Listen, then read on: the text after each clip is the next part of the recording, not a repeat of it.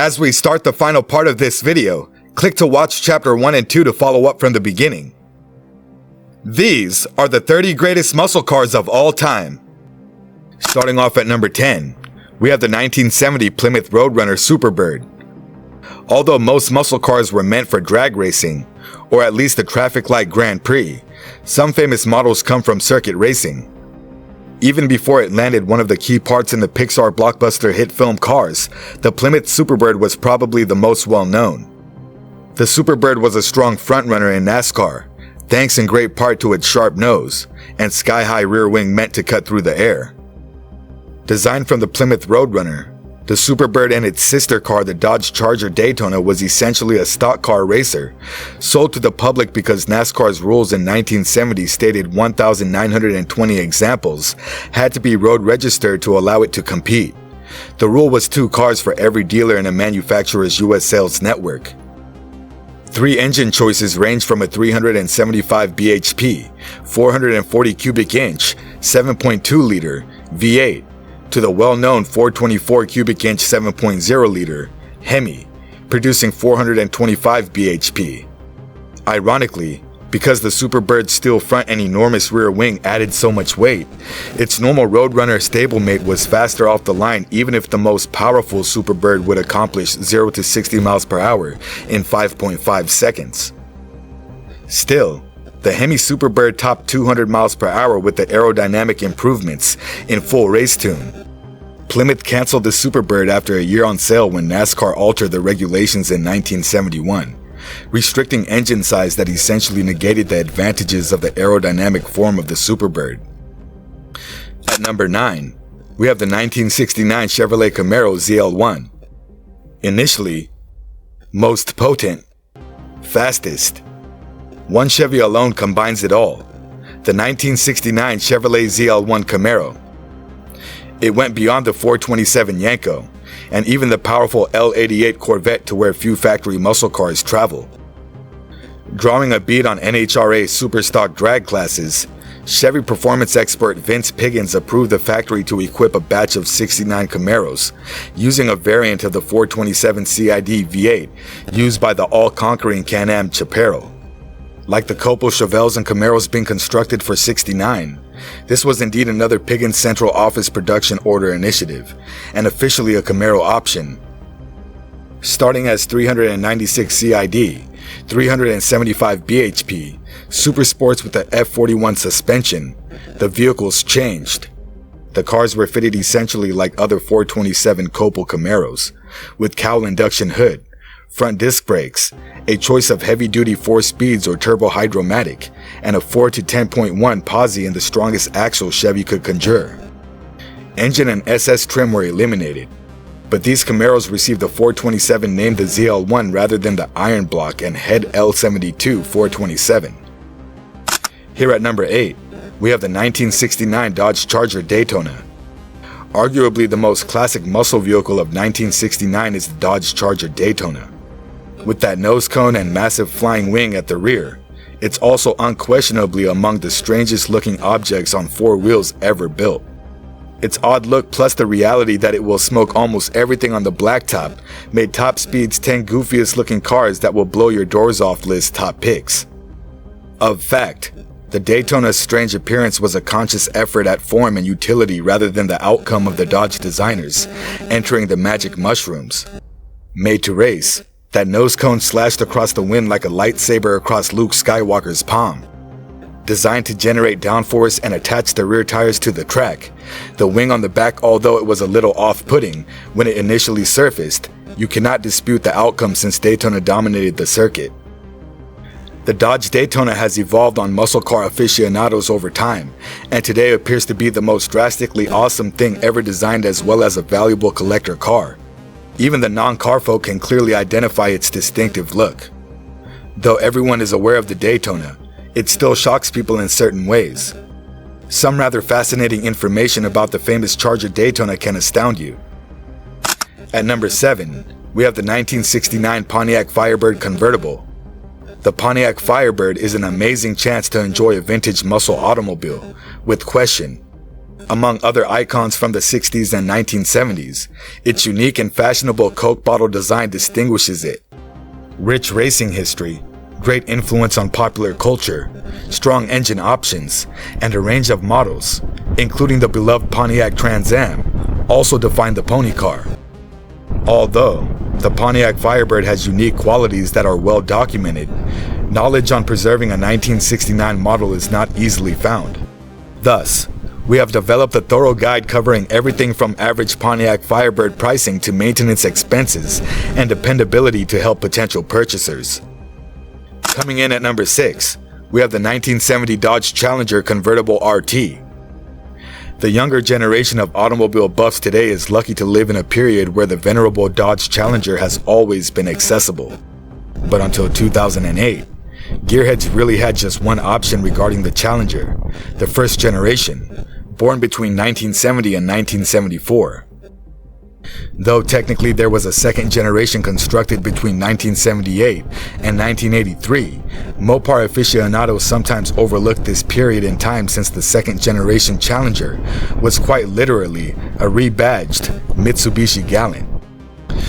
The 1970 and 1971 versions are the most sought after as Chrysler's inclination to apply facelifts far too early in a manufacturing cycle hampered the second half of the original Challenger's lifetime.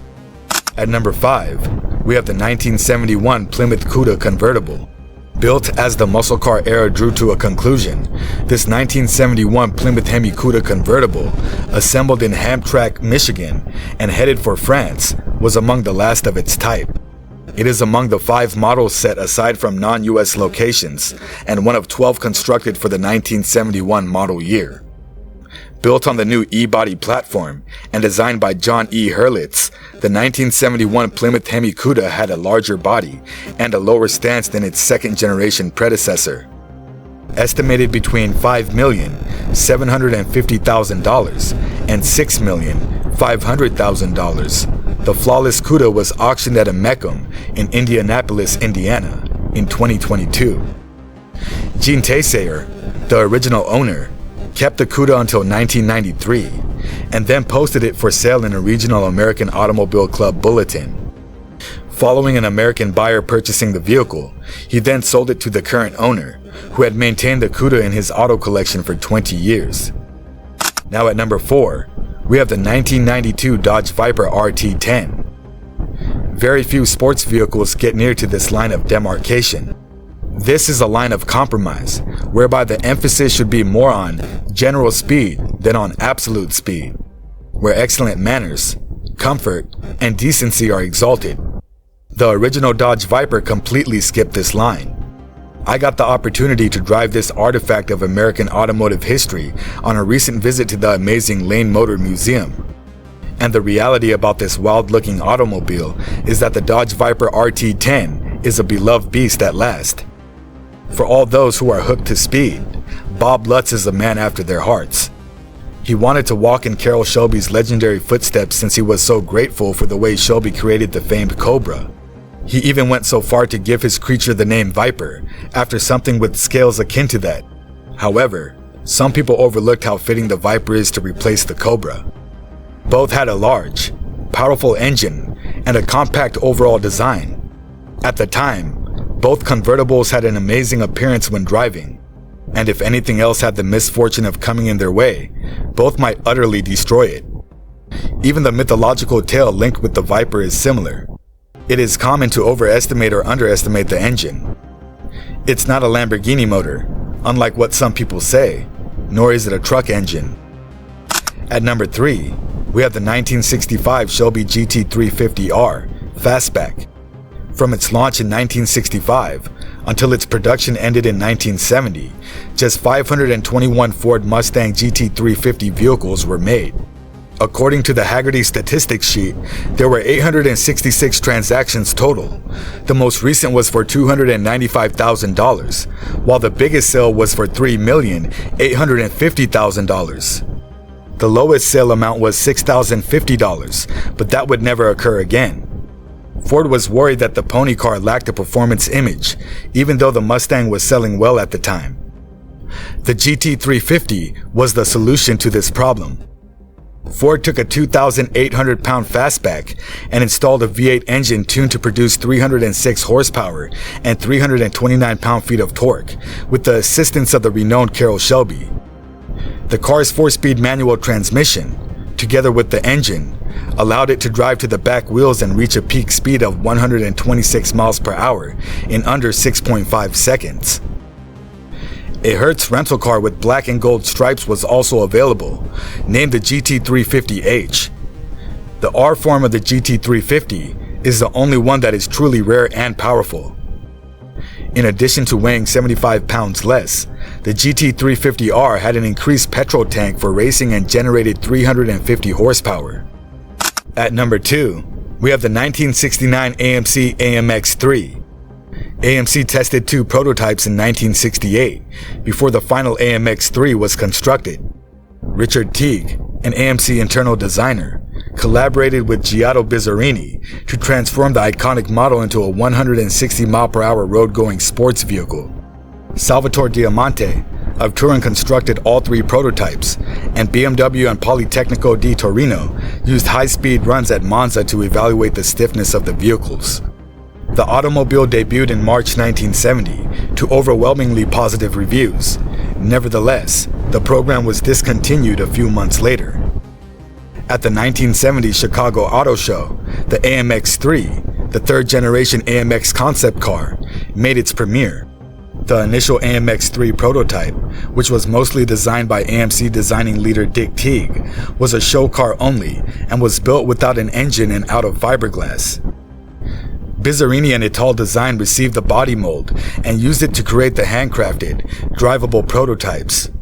AMC's 390 cubic inch, 340 horsepower V8 was placed midship, accompanied by German 4-wheel disc brakes and an Italian OTO Melara 4-speed transaxle. BMW conducted more road testing and engineering modifications at the Monza circuit in Italy.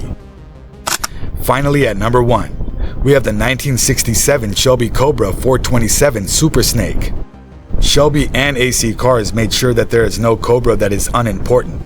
But Carroll Shelby's own Super Snake is the Cobra to end all Cobras. Not every Cobra was produced evenly. A Ford 260 cubic inch V8 mill served as inspiration for some, while a 289, 427, or 428 cubic inch V8 sufficed for others. Still, each Cobra you see in a dealership or on the road is one of just 998 iconic Cobras made from 1961 to 1968. This number comprises Cobras that are legal for the street, competitive, and semi-competitive. Still, no true gearhead is able to contest the superiority of a stock 427 cubic inch Cobra. A 1966 Shelby Cobra Super Snake broke the record at a Barrett-Jackson collector car auction in January 2007. Ron Pratt, the buyer, went all out to spend $5.5 million for the vintage sports vehicle. If this 41-year-old British machine is one of just 2 ever produced and served as a personal conveyor for a racing great and performance car maker such as Carroll Shelby, then perhaps it can command such a high price. Thank you for watching. Don't forget to subscribe.